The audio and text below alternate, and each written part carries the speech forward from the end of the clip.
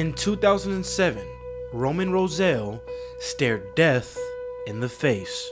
This odd vehicle, the guys weren't obeying any of the commands. They didn't want to get out. They weren't listening to the interpreters telling them to, hey, let us search your vehicle. And it happened so fast, like simultaneously both guys got out. One started to shoot with an AK and they automatically blew up at the same time. The blast killed his lieutenant and wounded his sergeant.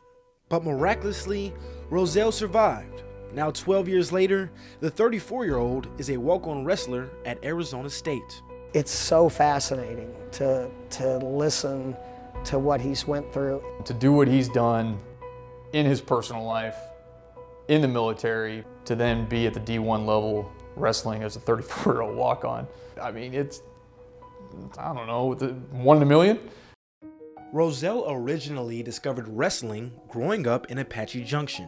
My mother divorced my dad when I was 6. By the time I was 13, we got taken from my mom and we moved with my dad, where I had a little bit more stability, and that's where I was pretty much introduced to, sports like wrestling. And wrestling for me was a great outlet. I was able to release a lot of aggression. Rozell's work on the mat garnered the attention of college coaches, but at home, he had a wife and kids to care for.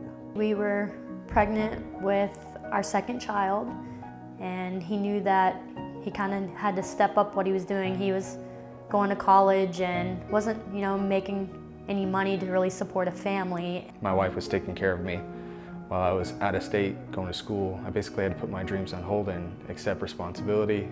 So I enlisted. I joined the military.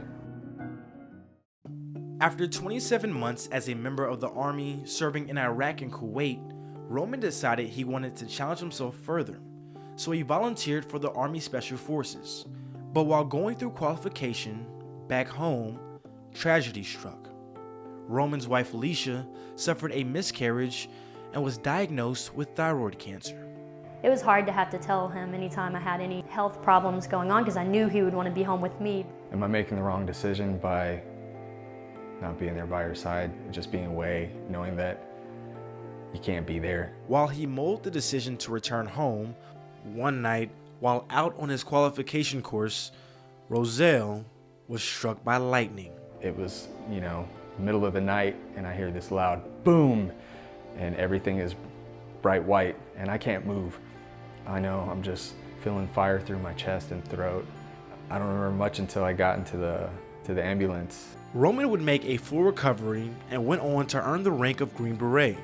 But over this time, Rozell suffered post-traumatic stress disorder, and in 2018, he decided to return home to his family. So while I was transitioning out of the military, I started to coach high school wrestling, which kind of gave me that burning and that desire to either coach wrestling or wrestle again myself. At 34, Roman was defying the odds again, wrestling at a Division I level thanks in large part to the help from ASU Senior Associate Athletic Director Don Bakke, who helped Roman walk onto the team. I had no doubt in my mind but that he had much to offer our young people. I just thought it would be good to have him around our wrestlers. He brings a tremendous amount of wisdom and knowledge. Most 35-year-olds aren't training with Division I college wrestlers. But Roman, much like his story, is different from most people his age.